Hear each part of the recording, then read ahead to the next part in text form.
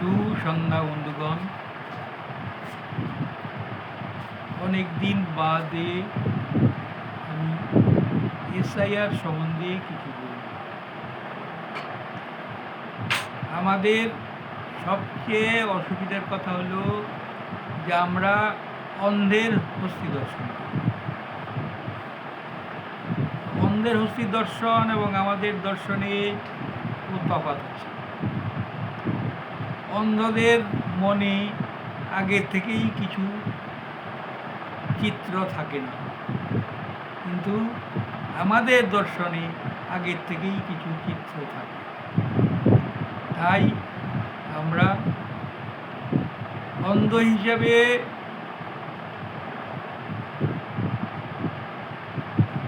এমনি অন্ধ যারা হস্তি দর্শন করে তাদের থেকেও খারাপ অবস্থা আছে। এসআইআর লেটেস্ট আক্রমণ, মূল নিবাসী ভারতীয় বা বাঙালিদের উপর লেটেস্ট আক্রমণ হলো এসআইআর। এসআইআরে তারা অসুবিধায় পড়ছে মূল নিবাসী ভারতীয় বা মূল নিবাসী বাঙালি। আমি আজকে বাঙালিদের কথাই বলব। বাঙালিরা কখন অসুবিধায় পড়ল, কীভাবে অসুবিধায় পড়ল। আমরা যদি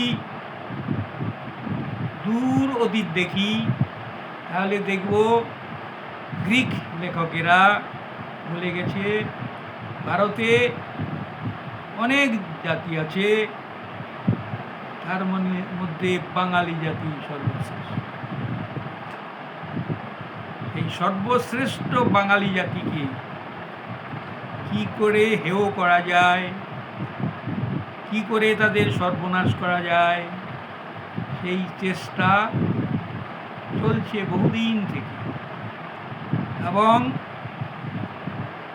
সেটা হালে পানি পেয়েছে সেন আমল থেকে। বাঙালি জাতি, বিখ্যাত বাঙালি জাতি, এমনকি আমাদের কোনো কোনো মনুবাদী নেতাও বলেছে বাঙালি আজকে যা ভাবে সারা ভারত ভাবে। এই যে সুনাম করেছে, সুনামের মধ্যেও তাদের যে একটা ঈর্ষা ছিল সেটা আস্তে আস্তে প্রমাণিত হয়েছে। বাঙালি জাতিকে শেষ প্রথম যে আক্রমণটা এলো সেটা এলো কর্ণাটক থেকে আসা সেন রাজাদের। সেন রাজারা বাংলায় রাজত্ব শুরু করেছে একাদশ শতাব্দীর মাঝামাঝি। সেন রাজারা কি করলো,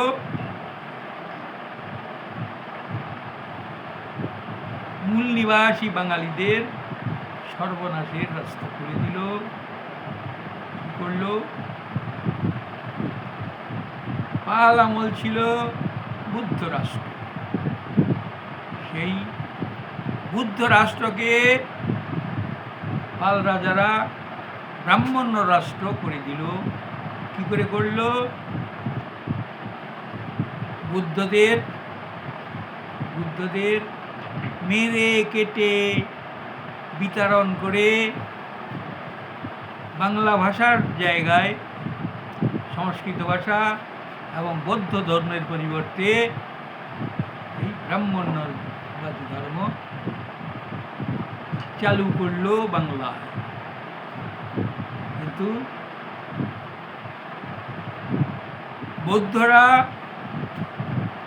যারা এই ব্রাহ্মণ্যবাদী মত মেনে নিল না, তাদের উপর হলো আক্রমণ। তাদের মারলো, কাটলো, এবং মৃত্যুর ভয়ে অনেকেই পালিয়ে গেল। অনেকেই হয়তো প্রশ্ন করবেন, এই ইতিহাস তুমি কোথায় পেলে?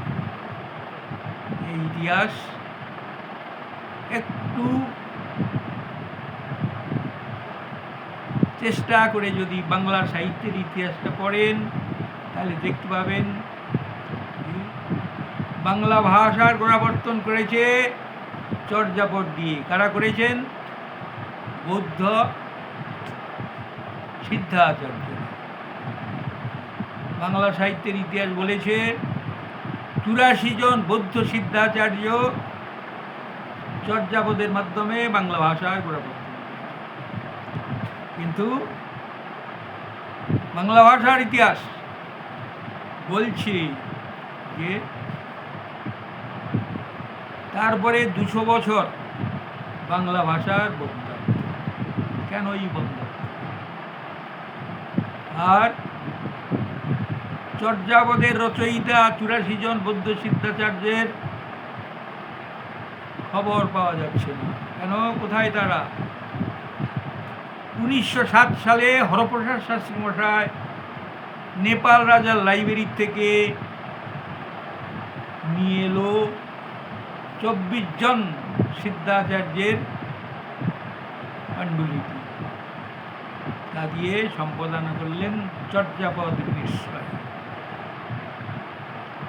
তাহলে ২৪ জনের ইতিহাস বলছে ৮৪ জন বৌদ্ধ সিদ্ধাচার্য চর্যাপদ রচনা করেছিলেন, কিন্তু ২৪ জনের পাণ্ডুলিপি পেলাম আর নেপাল রাজার লাইব্রেরিতে। কেন নেপাল রাজার লাইব্রেরিতে? কেন কৃষ্ণনগরে নয়? কেন নবদ্বীপে নয়? কেন ঢাকায় নয়? কেন? তাহলে এমনকি চর্যাপদ রচিতা বাংলা তখন শুধু বর্তমান বাংলা ছিল না, উড়িষ্যা, বিহার, ত্রিপুরা এগুলো ছিল বাংলা, এবং এই সমস্ত এলাকার থেকেই সিদ্ধাচার্যরা চর্যাপদ। সুতরাং ভুবনেশ্বরে থাকলেও ভুবনেশ্বরেও নেই, ত্রিপুরায়ও নেই। কেন?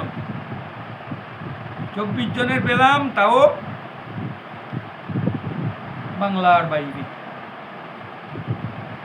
আর ৬০ জন সিদ্ধাচার্য কোথায় গেলেন? কোথায় গেল তাদের লেখনী? তাহলে এই সমস্ত ঘটনা আমাদের বুঝিয়ে দেয় যে বৌদ্ধ সিদ্ধাচার্য শুধু নয়, অর্ডিনারি বৌদ্ধদের উপরেও আক্রমণ হয়েছিল। তাই তারা জলা জঙ্গলে আশ্রয় নিতে বাধ্য হয়েছিল। এই জন্য পূর্ববঙ্গ তখন জলা জঙ্গল। এমনকি আমার বাচ্চা বয়সে দেখেছি আমাদের ভিটার থেকে নামলেই এক বুক জল। তাহলে বিংশ শতাব্দীতে যদি অবস্থা হয়, তাহলে একাদশ শতাব্দীতে কি অবস্থা ছিল? সেখানে গিয়ে আমাদের লোকেরা কলার ভেলার উপরে গোবর মাটিটাতে তুলে লঙ্কা চাষ, লাউ চাষ, বেগুন চাষ করে। এই দুঃখের মধ্যেও, এই কষ্টের মধ্যেও তারা কিন্তু ব্রাহ্মণ্যবাদী ধর্ম গ্রহণ করেনি। তাই তারা হয়েছিল বহিষ্কৃত, এবং সেগুলোই পরবর্তীকালে বামুনেরা অস্পৃশ্য বলে ডিক্লেয়ার করে। তাহলে সেই যে সেন আক্রমণে আমাদের অবস্থা হয়েছিল, সেটা চলতে থাকে।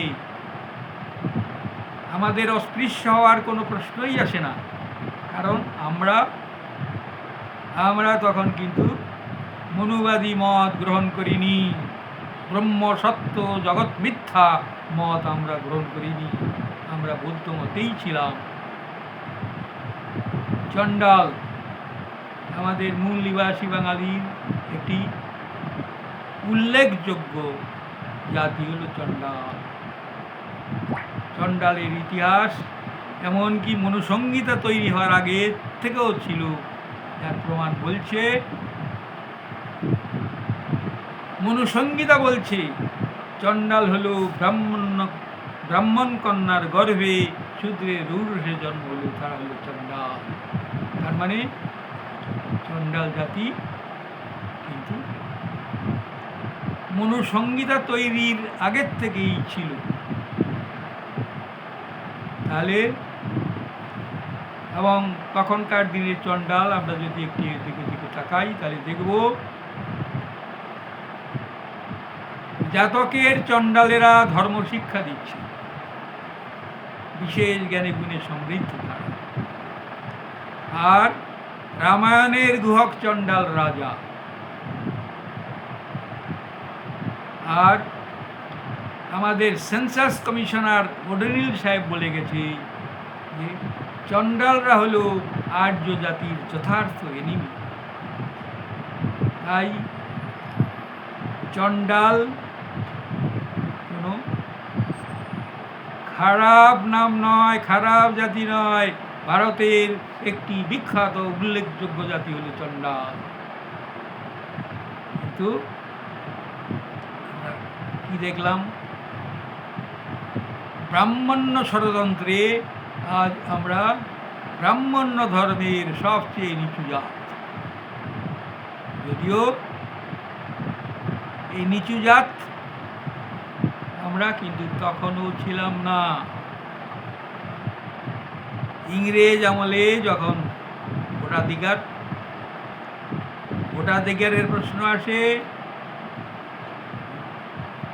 ব্রিটেনে যখন সার্বজনীন ভোটাধিকার শুরু হয়ে যায়, তখন আমাদের দেশের লোকেরা বিশেষ করে আগা খান প্রশ্ন তুললেন, তপশিলীরা, তখনও তপশিলী নাম হয়নি, এরা তো হিন্দু নয়, তবে এদের হিন্দু সংখ্যায় গুণে আমাদের ভাগে ভাগ কম দিচ্ছে। সুতরাং 1941 সালে 1941-এ যে সেন্সাস হয়েছিল, সেই সেন্সাসে দেখা গেছে যে তপশিলীরা ওবিসি তখনও হয়নি। তপশিলি আর ওবিসি আবার আরেকটি আছে, সেটা বলছি। তপশিলীরা, শুধু তপশিলীরাই যদি তথাকথিত হিন্দুদের সঙ্গে গণনা না করা হয়, তাহলে মুসলমানেরা তথাকথিত হিন্দুদের থেকে তথাকথিত উচ্চ বর্ণের থেকে সংখ্যায় বেশি। অর্থাৎ সে অবস্থায় তপশিলীরা যদি যেই পক্ষে যোগ দেবে, সেই পক্ষ হবে রাজা, সেই পক্ষই রাজা হবে। তার মানে তপশিলী থাকবে ব্যালেন্স অফ পাওয়ারে। তারা যদি মুসলমানদের সঙ্গে যায়, তাহলে মুসলমান রাজা হবে। তারা যদি উচ্চবর্ণের সঙ্গে যায়, তাহলে উচ্চবর্ণ রাজা হবে। ব্যালেন্স অফ পাওয়ার, এই জিনিস সহ্য করতে পারেনি মনুবাদী ব্রাহ্মণ্যবাদীরা। তাই তাদের মাথায় ঢোকে ভারত ভাগ করতে হবে। মুসলমানদের সঙ্গে যদি এইভাবে অবিভক্ত ভারতবর্ষ থাকে, তাহলে আমরা আর শাসনে যেতে পারব না। বাংলায়ও সেই একই অবস্থা, বাংলা ভাগ করা হয়েছে শুধু সেই জন্য। এই অবস্থায় বুঝতে হবে পরিকল্পনা। এসআইআর শুধু আজকের নয়, মূল নিবাসী বাঙালিদের শেষ করার পরিকল্পনা সেই তখন থেকেই হয়েছে। সেন আমলে আমরা কি দেখলাম, সেন রাজারা কনৌজ বা মিথিলার থেকে 5 জন বামুন নিয়ে এলো তাদের কাজের জন্য, আর সেই সঙ্গে এলো 5 বামুনের 5 ভৃত্য। আজকে যে পশ্চিমবঙ্গ শাসিত হচ্ছে, এই কাবাব কুলীন কায়স্থ, কুলীন বামুন আর সেন রাজাদের সাঙ্গপাঙ্গ। এরাই কিন্তু বাংলা, যদিও এরা সংখ্যায় খুবই কম, কিন্তু আমাদের নির্বুদ্ধিতা এদের রাজা করে রেখেছে। আমরা একত্রিত হতে পারছি না, ব্রাহ্মণবাদীর চক্রান্তে আমরা অস্পৃশ্য হিন্দু হয়েছি, কিন্তু হিন্দুর মর্যাদা আমরা পাচ্ছি না। মৈথিলি বামুনরা তাদের সাঙ্গপাঙ্গ নিয়ে পশ্চিমবঙ্গ, আর আমরা নির্বোধের দল তাদের সাহায্য করছি। কথা হলো, আক্রমণ যদি আসে, সে আক্রমণ প্রতিহত করার জন্য শক্তি অর্জন করতে হবে, চেষ্টা করতে হবে। কিন্তু আমরা সেই আক্রমণ, সেই সেন আমল থেকে যে আক্রমণ হয়েছে, সেই আক্রমণ প্রতিহত করার মতো চেষ্টা প্রথমে করিনি, কিন্তু এক সময় আমরা করেছি। সেটা হলো মহাপ্রাণ যোগেন্দ্রনাথ মণ্ডলের নেতৃত্বে বাংলায় শাসন শুরু হয়েছিল তপশিলি ও মুসলমানদের, এবং সেটাই সহ্য করতে পারেনি এই মনুবাদীরা এবং মারোয়ারিরা। আমরা আমাদের শত্রুদের না চিনলেও, আক্রমণ না বুঝলেও ওরা কিন্তু বোঝে। তাই মারোয়ারিরা হিন্দু মহাসভা তৈরি করলো, সেখানে নেতা করল শ্যামাপ্রসাদ মুখার্জিকে। মারোয়ারিদের টাকা ছাড়া শ্যামাপ্রসাদ মুখার্জির হাতে কিছু ছিল না। তাহলে মারোয়ারিদের টাকায় হিন্দু মহাসভা করে শ্যামাপ্রসাদ মুখার্জি তাদের স্বার্থ দেখতে লাগলেন। শ্যামাপ্রসাদ মুখার্জি যখন দেখলেন যে অবিভক্ত বাংলা থাকলে এই তপশিলীরা আর তৎকালীন অস্পৃশ্যরা আর মুসলমানদের রাজত্ব করবে, তাদের রাজত্ব করা সম্ভব হবে না। তাই তিনি কি করলেন? তিনি বিভিন্ন জায়গায় আর্জি তুললেন যে ভারত ভাগ হোক বা না হোক, বাংলা ভাগ করে দিতে হবে। এবং মারোয়ারি স্বার্থ, যোগেন্দ্রনাথ মণ্ডল চেষ্টা করেছিলেন অবিভক্ত বাংলা রাষ্ট্র হবে, কিন্তু সেটা যদি হয় তাহলে কলকাতা, যারা প্রায় কলকাতা জয় করে নিয়েছে, সেই মারোয়ারিদের কি হবে? ভিন্ন রাষ্ট্রে থেকে মারোয়ারি, গুজরাটি সবার স্বার্থ তো রক্ষিত হবে না। তাই বাংলা ভাগ করতেই হবে। আর ওইদিকে উত্তর পশ্চিম ভারতের মনুবাদী নেতারা, তারাও তো মারোয়ারিদের সপক্ষে, আর বাঙালিদের বিপক্ষে। বাঙালিদের শেষ করতে হবে, এটা তাদের বহুদিনের সাধনা। এবং বড়ই দুঃখের কথা, সেই সর্বনাশের জন্য আমাদের বাঙালিরাও দায়ী। একদিকে শ্যামাপ্রসাদ মুখার্জি তার স্বার্থ, তার সমাজ স্বার্থ দেখেছে, আরেকদিকে আমাদের পিয়ার ঠাকুর সমাজ স্বার্থ কি বোঝেনি, ক্ষুদ্র স্বার্থ তার কাছে সবচেয়ে বড় হয়েছিল। এই জন্য একদিকে সে অবতার, অন্যদিকে সে রাজনীতি, এবং তার এই দুই চরিত্র মূল নিবাসী বাঙালির জাতির মেরুদণ্ড ভেঙে দিয়েছে। আজকে যদি মূল নিবাসী বাঙালিরা সব একসঙ্গে মহাপ্রাণ যোগেন্দ্রনাথ মণ্ডলের পেছনে থাকতেন, তাহলে বাংলা ভাগ হতে পারত না। যাই হোক, ওরা বাস দিয়ে যাচ্ছে, আর আমরা যে বাস গ্রহণ করছি এগুলো হলো সেই ইতিহাস।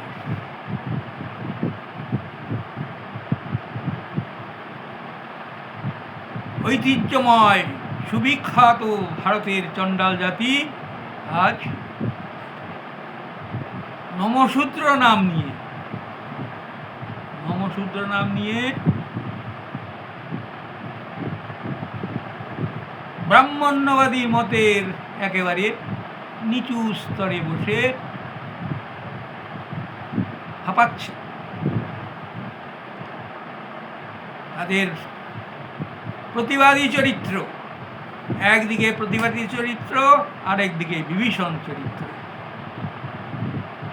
প্রতিবাদী চরিত্র যেহেতু ইতিহাস জানা নেই, তাই প্রতিবাদী চরিত্র ঠিকভাবে কাজ করতে পারছে না, কারণ মনুবাদী বিকৃত ইতিহাস তাদের এমনভাবে গ্রাস করেছে যে তারা সত্য জানতে পারছে না, সত্য জানছে না।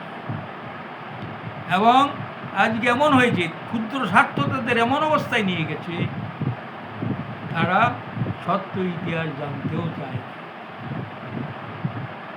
আজকে যেভাবে চলছে, বাঙালিদের শেষ করার, মূল নিবাসী বাঙালিদের শেষ করার যে পরিকল্পনা মনুবাদীরা করেছে, তা আস্তে আস্তে রূপ পাচ্ছে। হয়তো দেখা যাবে আগামী শতাব্দী আস্তে আস্তে মূল নিবাসী বাঙালিদের অস্তিত্ব বিলুপ হয়ে যাবে। সেই সমস্ত জন্যই আজকে কেন এনআরসি, কেন এসআইআর? আজকে একটা জিনিস মনে রাখতে হবে, মতুয়া বলে রব হচ্ছে। আরে এই এসআইআর বা মূল নিবাসী বাঙালিদের যে টার্গেট করেছে, সেটা কি শুধু মতুয়াদের জন্য না? আজকে এসআইআরে শুধু মতুয়ারা বাদ যাচ্ছে না, যদিও মতুয়াদের বাদ দিয়ে বিজেপি লাভবান হতে পারবে না, কারণ ইদানিংকালে বাংলাদেশ থেকে যারা এসছে তারা হিন্দু হয়ে এসছে, যদিও ভারতীয় সুপ্রিম কোর্ট বলছে হিন্দু কোনো ধর্ম নয়, গালিগালাজ। কিন্তু তারা তো ভারতের নয়, বাংলার সুপ্রিম কোর্ট কথা বলেনি, সুতরাং তারা সেখানে একেবারে হিন্দু, অথচ বুঝছে না হিন্দু মানে কি। বাবা সাহেব বলে গেছেন, হিন্দু রাষ্ট্র হওয়ার থেকে, ভারতের হিন্দু রাষ্ট্র হওয়ার থেকে খারাপ কিছু হতে পারে না। কারণ যদি ভারত হিন্দু রাষ্ট্র হয়, তাহলে সংখ্যাগরিষ্ঠ মানুষ দাসে পরিণত হবে। তারা কজন কি বাঁচিয়ে রাখবে সেটাও সন্দেহের কথা, কারণ আজকে মনুবাদীদের সংখ্যা 10%-এরও কম। তার মানে একজন মালিকের 9 জন দাস, সব সময় ভয়ে ভয়ে থাকতে হবে। দাসেরা যদি একটু সাবধানে ফিরে আসে। তাই আজকে সর্বত্র চলছে মূল নিবাসী মানুষদের খতম করার চক্রান্ত। আজকে 2022 সালের সরকারি রিপোর্ট বলছে 78টি খুন এবং 90টি ধর্ষণ গড়ে প্রতিদিনই। তাহলে এই যে সংখ্যা, কাদের সংখ্যা কমছে বলে মনে হচ্ছে? পৃথিবীর ইতিহাসে ধর্ষণ 2%, আর ভারতে এটা 27%। এই যে 25% যে ধর্ষণ, কারা করছে, কাদের করছে, এটা আমাদের বুঝতে হবে। আজকে মূল নিবাসী মানুষকে শেষ করে দেওয়ার প্ল্যান এরা করে যাচ্ছে। মণিপুর কোনো সেপারেট ঘটনা নয়, মরিচঝাপি কোনো সেপারেট ঘটনা নয়, এগুলো চলতেই থাকবে যদি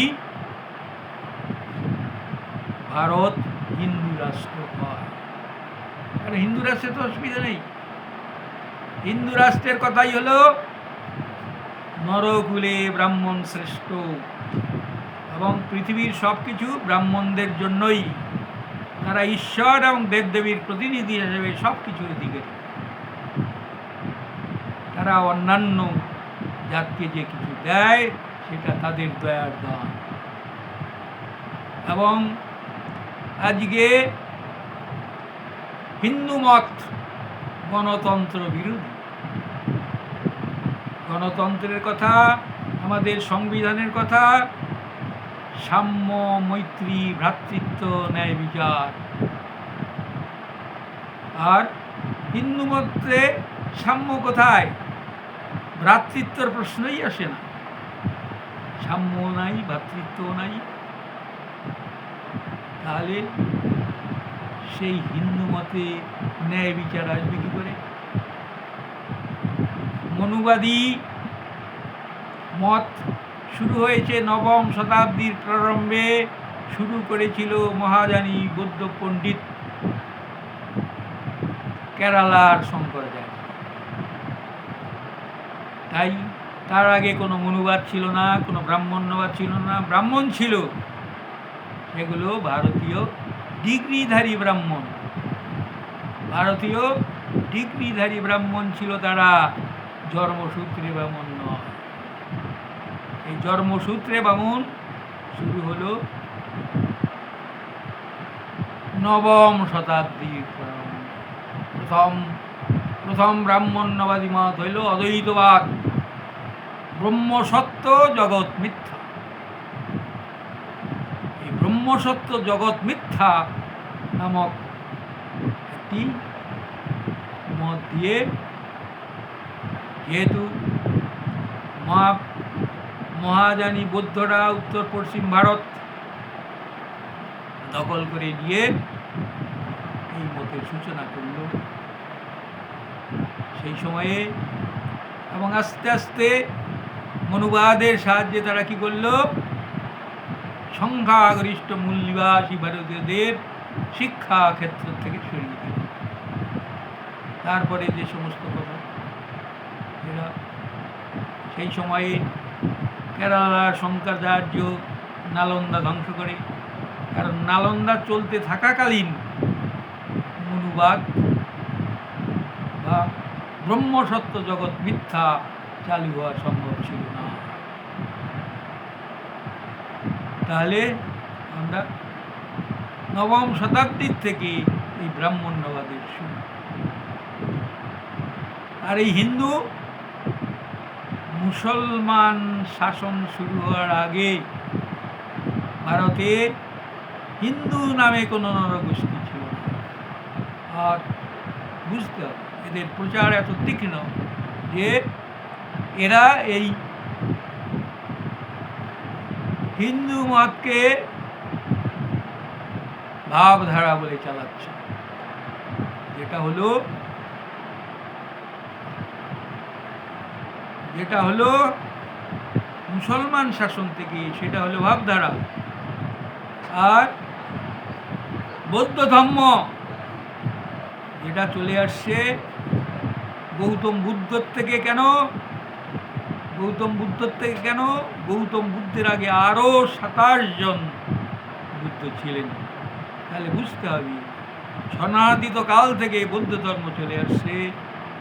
গৌতম বুদ্ধের থেকে আমরা কেন জানতে পারছি? কারণ খ্রিস্টপূর্ব 6ষ্ঠ শতাব্দীর আগে কোনো লিখিত ইতিহাস ছিল না। এরা তো বলছে খ্রিস্টপূর্ব 1500 থেকেই সংস্কৃত ভাষা আছে, তাহলে লিখিত ইতিহাস নেই কেন? আর খ্রিস্টপূর্ব 1500 যদি বৈদিক সভ্যতা শুরু হয়ে থাকে, তাহলে উৎখননে তার নিদর্শন পাওয়া যাচ্ছে না কেন?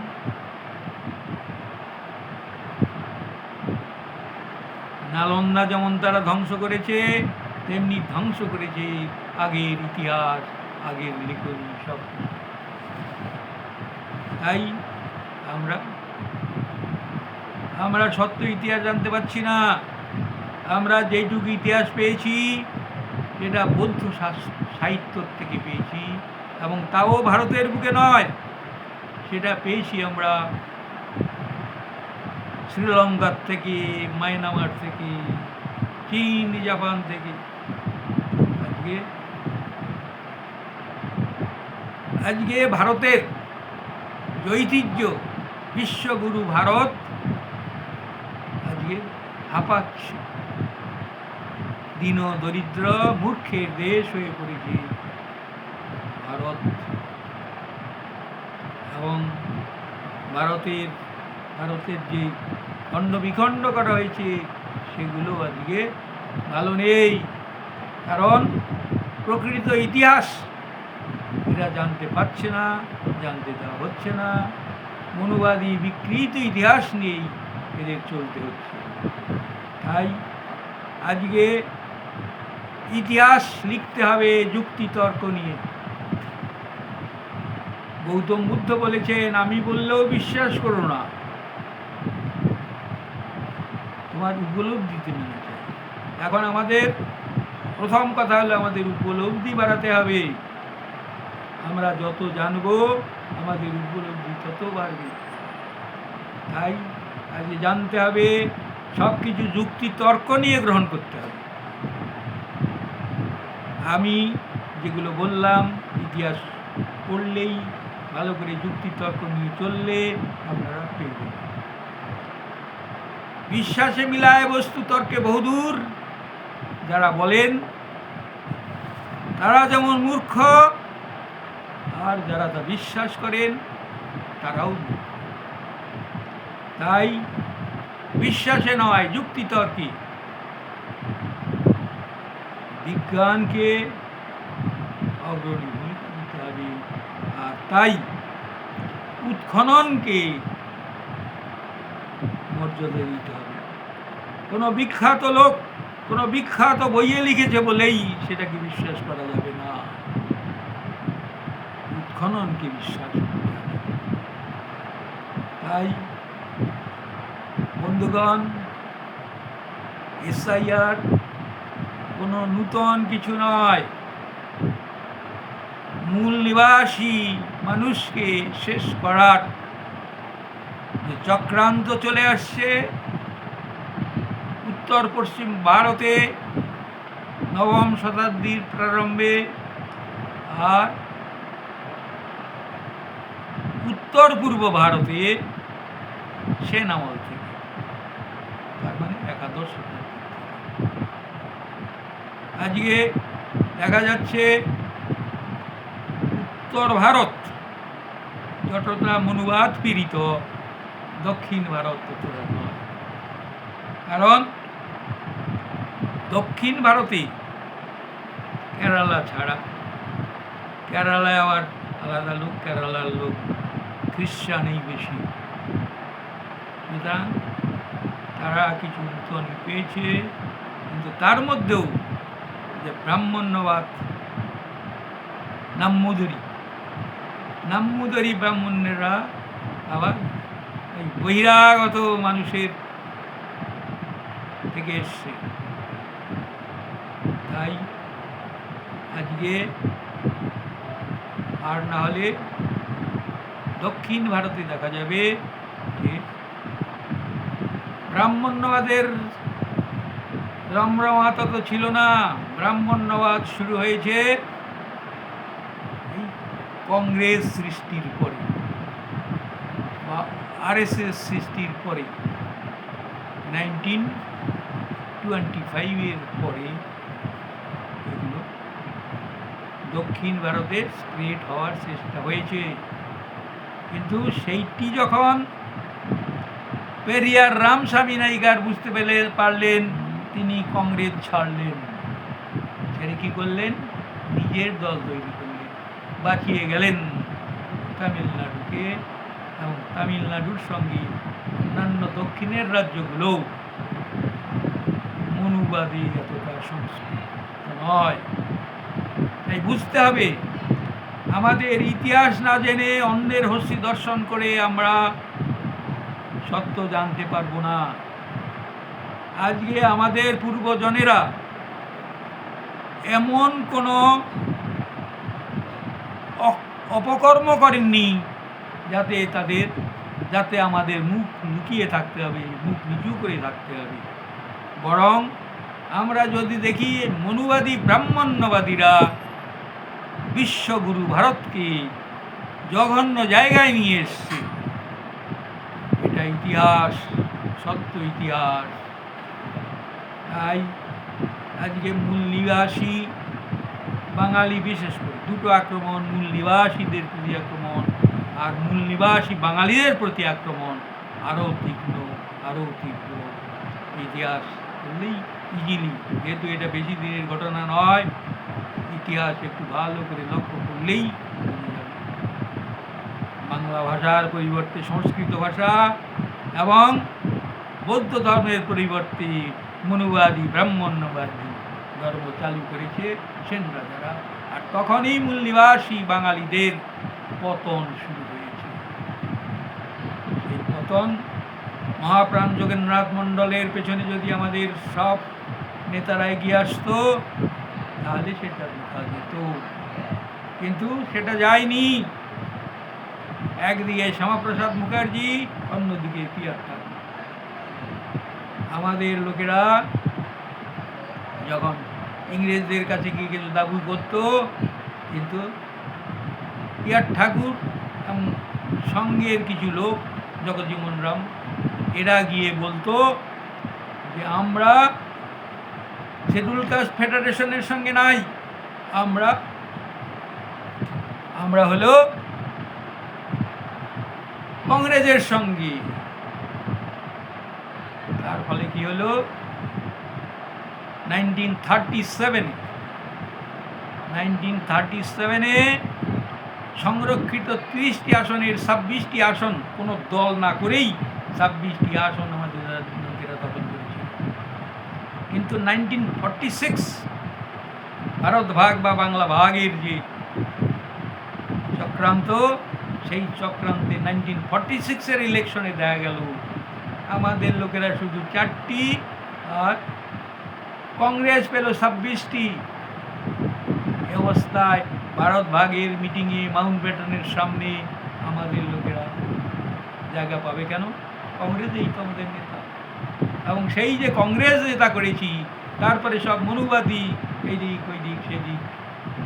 মাঝখানে বাম উদয় হয়েছিল। বাম কোন দেশি বাম? রাশিয়ায় যে কমিউনিস্ট পার্টিটি তৈরি হয়েছিল, কমিটি তৈরি হয়েছিল, তাতে 9 জন সদস্যের 1 জন কায়স্থ আর 8 জন ব্রাহ্মণ। তাহলে এই রকম যে সংগঠন, সেটা কি নিবাসী বাঙালির সংগঠন? সেটা কি নিপীড়িত, নিষ্পেষিত, দরিদ্র মানুষের সংগঠন? না। তাই আমরা দেখেছি, যখন নকশাল বাড়িতে চারু মজুমদার এবং জঙ্গল ছাতাল যখন দল করল, সেই দলকে বদনাম করে দিয়ে তথাকথিত কমিউনিস্টরা খুন করা শুরু করল। তাই নিপীড়িত মানুষের হাতে কমিউনিজম এলো না। সেই কমিউনিজম কি কখনো সফল হতে পারে? তাই এখানে ডান বাম কিছু নয়, ডান বাম সবই হলো মনুবাদী পার্টি, সবই হলো ব্রাহ্মণ্যবাদী পার্টি। মূল নিবাসী মানুষকে যারা সহ্য করতে পারে না। তাই আমরা দেখি, যখন ইংরেজ আমলে যত সব সংগঠন রয়েছে, অনুশীলন সমিতি, সেখানে মুসলমানদেরও জায়গা ছিল না আর এই তথাকথিত নিম্নবর্ণের মানুষের ছিল না। তাহলে বুঝতে হবে তারা কীভাবে লড়েছে, কেন লড়েছে। একটি জিনিস স্পষ্ট, এই মনুবাদীরা লড়িয়েছে, ইংরেজ তাড়িয়েছে, কিন্তু নিজেরা সেই যুদ্ধে অংশগ্রহণ করেনি। সেই যুদ্ধে অংশগ্রহণ করেনি। সবচেয়ে বড় কথা হলো কংগ্রেস তৈরি করেছিল ইংরেজেরা, এবং যখন একটু দেখেছে তখন নিজেদের পিঠ বাঁচানোর জন্যই আফ্রিকার থেকে নিয়ে এসেছিল মোহনদাস করমচাঁদ গান্ধী। আমার এই কথায় অনেকেই হয়তো রেগে উঠবেন, কিন্তু ইতিহাসটা যদি ভালো করে লক্ষ্য করেন তাহলে দেখবেন বীর সাভারকার কত বড় বীর, আন্দামানের সেলুলার জেলে মুসলেকা দিয়ে দিয়ে ফিরে এসে ইংরেজদের জন্য সৈন্য সংগ্রহ করেছে যুদ্ধে, এবং ভাণ্ড সংগ্রহ করেছে। তার নাম হলো বীর সাভারকর। অথচ যারা যুদ্ধ করলো, যারা ইংরেজ তাড়ালো, ভারতের তথাকথিত স্বাধীনতা আনলো, তথাকথিত স্বাধীনতা, কারণ 10% লোকের স্বাধীনতা কখনো দেশের স্বাধীনতা হতে পারে না। তাই কে স্বাধীনতা আনলো? গান্ধীকে কংগ্রেসের নেতৃত্ব দিয়েছে ইংরেজরা। তাই দেখা গেল 3 বছরে আফ্রিকার থেকে এসে 3 বছরে এসে কংগ্রেসের একেবারে শিখরে উঠে গেল।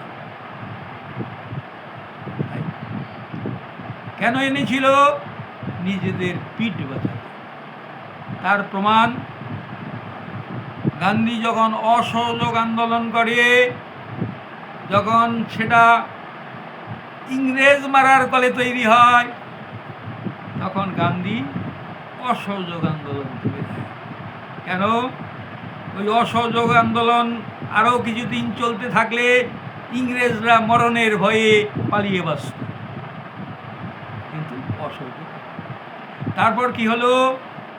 আজাদ হিন্দ ফৌজের, উত্তর পূর্ব ভারতে আজাদ হিন্দ ফৌজের উপস্থিতিতে এখানে বোম্বেতে নৌ বিদ্রোহ হলো। বল্লভভাই প্যাটেল, গান্ধী, জওহরলালকে আমাদের অফিসাররা আবেদন নিবেদন করলো, তোমরা নেতৃত্ব দাও, আমরা ইংরেজদের দফা রফা করে দিই। কিন্তু তারা রাজি হলেন না। কখন তারা নেতৃত্ব দিলেন? যখন ইংরেজ বাহিনী পালানো শুরু করেছে, হেরে গেছে, সেই সময়ে তারা নেতৃত্ব দিলেন? আমাদের সেনাবাহিনীকে দিয়ে শান্তির পতাকা উড়িয়ে দিলেন। ফলে কি হলো? ইংরেজ নৌবহর ফিরে এসে আমাদের সৈনিকদের কচুকাটা করল। অথচ এই শান্তির পতাকা না ওড়ালে তখনই ইংরেজরা বাঁচি মরি করে পালাতো, ভারত ভাগ করে দেওয়ার আর সুযোগ হতো না। তাহলে কারা ইংরেজ তাড়িয়েছে? কিন্তু অন্যদিকে আবার আজাদ হিন্দ ফৌজের সর্বাধিনায়ক সুভাষচন্দ্র বোস উধাও হয়ে গেল। কোথায় গেল? কিভাবে গেল?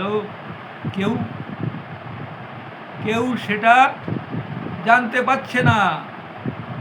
বছরের বছর শোনা যাচ্ছে, ফাইল টাইল নানা রকম কথা শুনছি, কিন্তু সঠিক হদিশ পাওয়া যাচ্ছে।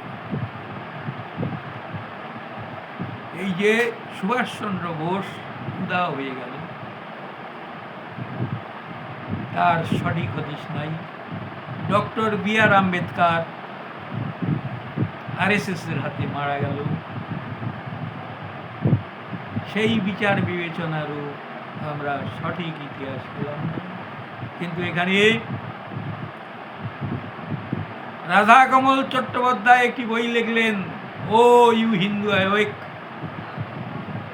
সেই বইয়ে তিনি কিন্তু বলে গেছেন যে আরএসএস শুধু মোহনদাস করমচাঁদ গান্ধীকে হত্যা করেনি, হত্যা করেছে জ্ঞানী শ্রেষ্ঠ ডক্টর বি.আর. আম্বেদকরকে, হত্যা করেছে কর্পূরী ঠাকুরকে, হত্যা করেছে দেবরাজ আর্টসকে, এমনকি রাজীব হত্যায়ও এদের হাত ছিল। এই সন্ত্রাসবাদী দল আরএসএসকে এক দুইবার বোধহয় ব্যান করা হয়েছে, কিন্তু আইনত যে সিদ্ধ নেই সংগঠন, সেই সংগঠনে এত জোর পায় কোথায়? মনুবাদী, ডান বাম যেই মনুবাদী হোক না কেন, তারা কিন্তু এই ব্যাপারে একাঠা। ছলে বলে কলে কৌশলে তাদের শাসন রাখতেই হবে, এবং নির্বোধ মূল নিবাসীদের দাসানুদাস করে রাখতে হবে। তাই দেখা যাচ্ছে যে মনুবাদীরা গোলের পর গোল দিয়ে যাচ্ছে। এসআইআর কিন্তু লেটেস্ট গোল নয়, আরেকটি গোল শুরু হয়েছে, সেটা হলো নির্যাতিতকে পিছিয়ে রাখা মানুষের সংরক্ষণ বন্ধ করে দেওয়া। সরকারি সংগঠনগুলোকে, শিল্পগুলোকে বিক্রি করে দেওয়া হচ্ছে। আজকে কি হচ্ছে? দেশের কোটি কোটি কোটি টাকা বাইরে চলে যাচ্ছে। কারা নিচ্ছে? নিন্দুকেরা বলছে যারা নিচ্ছে তাদের একজন বাদে সবাই গুজরাটি। তাহলে একদিকে গুজরাটি শাসনে, আর একদিকে গুজরাটি ফান্ড অপহরণ, চোরে চোরে মাস্তুত কি করছে? কোটি কোটি কোটি টাকা নিয়ে পালাচ্ছে। ওদের মনে কি ভয় এসছে যে ভারত যেভাবে জেগে উঠেছে, আমরা হয়তো ভারতবর্ষে থাকলে বাঁচতে পারবো না, ইংরেজদের আমরা বাঁচিয়েছিলাম, কিন্তু আমাদের বাঁচানোর জন্য কেউ নেই। তাই কি তারা ফান্ড বিদেশে নিয়ে যাচ্ছে, সময় মতো পালিয়ে গিয়ে সেখানে সংসার বাঁধবে? বন্ধুগণ, এসআইআর লেটেস্ট নয়, তারপরেরটা হলো সংরক্ষণ। ওরা দিনের পর দিন, শখের পর শখ করে যাচ্ছে, কি করে আমাদের সর্বনাশ করবে, কি করে আমাদের সর্বহারাকি করবে, কি করে আমাদের জীবন শেষ করবে। আর আমরা ওদের খোলা মাঠে গোল দিতে যাচ্ছি।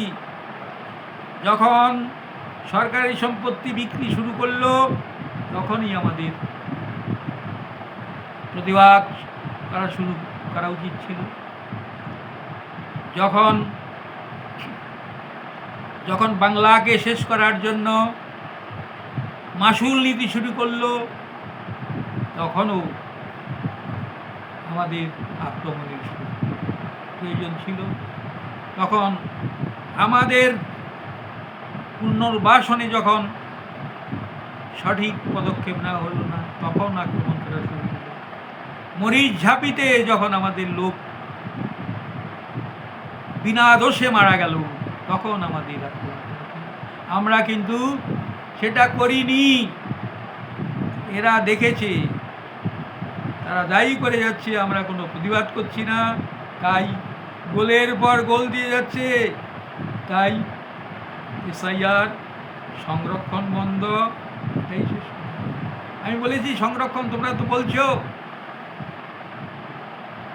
মেধার প্রতিও বিচার করা হচ্ছে। ভারতে শিক্ষা ফান্ডামেন্টাল রাইটস, রাষ্ট্রের দায়িত্ব এবং কর্তব্য হলো প্রতিটি শিশুকে সমান সুযোগ দিয়ে পড়ানো। সেটা করো, তারপর সেই শিক্ষা কেন্দ্রের রেজাল্ট থেকেই নিয়োগপত্র দাও। দুর্নীতির জায়গা থাকবে না, তোমার মেধারও অবিচারের প্রশ্ন আসবে না। করো না কেন? সংবিধান মেনে কাজ করো, দেখো প্রবলেম সমাধান হয়ে যাচ্ছে। আজকে যদি আমরা প্রতিটি শিশুকে সমান সুযোগ দিয়ে লিখিয়ে পড়িয়ে সত্যিকার মানব সম্পদ সমৃদ্ধ করি, তাহলে এই সমস্ত প্রশ্নই আসবে না। সেখানে আমাদের অর্থ পরিশ্রম বাঁচবে এবং দুর্নীতির জায়গাও কমে যাবে। সেখানে শুধু দুর্নীতি করতে পারবে কোথায়? যতদিন পর্যন্ত এরা শিক্ষায় কন্ট্রোলে আছে, ততদিন পর্যন্ত শিক্ষা কেন্দ্রের রেজাল্টেও এরা 2 নম্বরই করবে। এখন করছে, পরে কিন্তু সেটা হবে লিমিটেড। আজকে 10% মানুষ যতই লাফাক ঝাঁকাক, 90%-এর প্রতিনিধির সঙ্গে পারা সম্ভব নয়। ধন্যবাদ সবাইকে। ভালো থাকবেন, ভালো রাখবেন। আক্রমণ এখনই হচ্ছে না, বহু আগে থেকে হচ্ছে।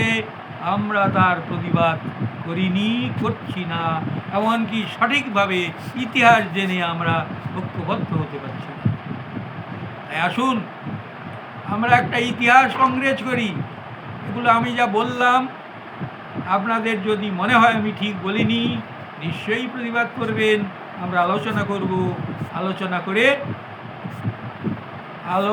করে যেটা সবাই মতে আসে সেটাই আমরা নেব। ধন্যবাদ সবাইকে। ভালো থাকবেন, ভালো রাখবেন। এবং শুধু একা একা ভালো থাকা যায় না, বিশেষ করে ক্ষুদ্র স্বার্থের জন্য বৃহৎ স্বার্থের যারা ক্ষতি করছেন, তাদের মতো বিশ্বাসঘাতকদের একদিন মুখ লুকিয়ে চলতে। ধন্যবাদ সবাইকে। ভালো থাকবেন।